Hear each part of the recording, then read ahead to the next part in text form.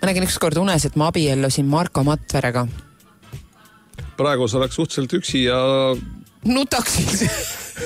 See kärutab jahiga ringi mööda maailma. Jah. Laulab seal, joob tättega seal midagi. Aeg-ajalt saadab sulle sõnumi ka midagi sealt, et tšau, et siin... Joon tättega praegu. Võtsime just uued rummid ja suure karpkala ja lähme edasi. Siis tuleb järgmine sõnum. Praegu olen tättega. Meeskond vahetus. Eestis toodi õlut ja viina juurde. Ja leiba ka. Mõtle, kui raske neil tegelikult on, et vaata, alati tuleb sealt vist nädalase pöördega või 2 või. Tuleb alati uus meeskond selline puhanud peale. Ja need on just nagu pääsenud siit riigist, tahavad seal pidutseda ja möllata ja olla. Siis katsuvad seal seda seltskonda ohjata seal. Ja niimoodi 2 aastat. Jah. Õudne. Ei tea, mis nägu nad on, kui nad tagasi tulevad. Natuke kurnatud, ma kahtlustan.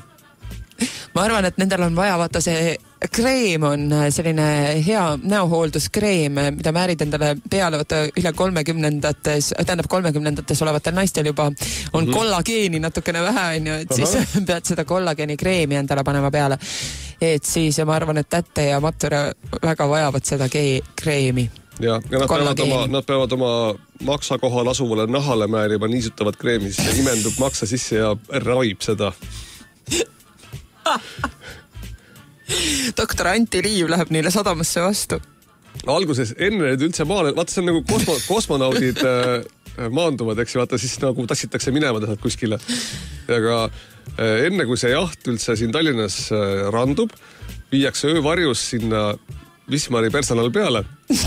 Vahetatakse neil veri... See on viimane vahetus on Wismari personal. Vahetatakse neil veri välja ja hakatakse võõrutama. Ja siis 2 nädalat nad higistavad ja karjuvad seal koikutes. Ja siis tulevad säravate nägudega ja maha. Siin astuvad maale. Tervist, me oleme tagasi. Kaasas uued laululood. Ja lähme otse tuurile. Loomulikult tehakse kohe tuur sel puhul ja mille pealkirjaks on maailmalaulud. Omavahel Tätte ja Matvere nimetavad seda 2 aastat kadunud aastateks. Millest nagu eriti väga ei mäleta. Ei, aga Tätte on ju reisikirju, vaata, kirjutan, nad pärast loevad neid. Kirju ja siis ta vaatab selle imelise ilmareisi telesaadet. Ta kerib need kohad ära, kus see mingi võistlus ja sponsorreklaam on, et ta vaatab, kus nagu ennast näeb.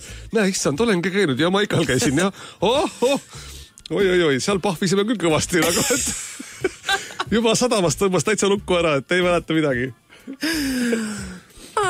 Eks ta niimoodi võib olla. Aga jälle muusikaaeg ja ma ei mängi Tätet.